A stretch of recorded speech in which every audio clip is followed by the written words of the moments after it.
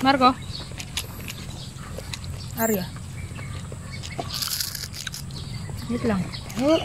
Ano? Hindi ako naman. At yun na nga po, nakakalungkot lang na balita para sa amin.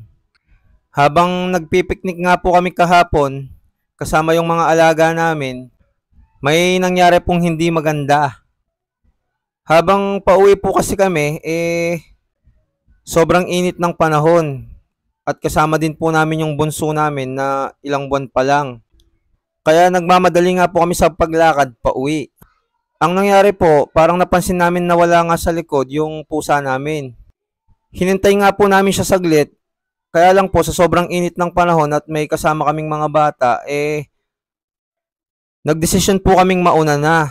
At alam naman po namin na uuwi siya.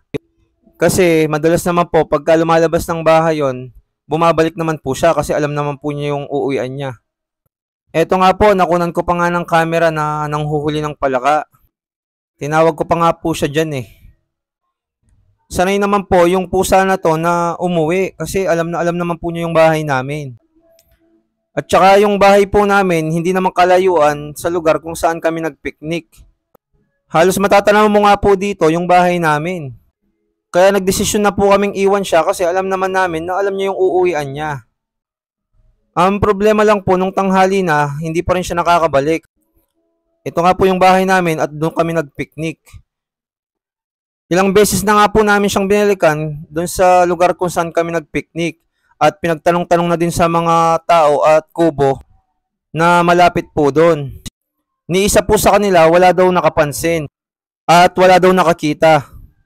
Nakakapagtaka lang po na walang makakakita sa kanya. Pero syempre, mahirap na pong magbintang lalo't walang ebidensya. Napakalambing po ng pusang yun at madali lang siyang hulihin at hawakan. Nakakalungkot lang po na yung mga alaga natin na tinuturing na rin natin na parang mga anak bigla na lang mawawala. Lalo totoong napapamahal po sila sa pamilya natin. Sana po mapanood man ito kung sino man ang nakakuha sa kanya maisipan niyang maibalik sa amin. At kung hindi rin po maibalik, ang hinihiling lang po namin sana ay maalagaan niya ng maayos at mapakain niya. Siguro po sa part na to kami yung nagkulang. Sana po hinintay namin siya.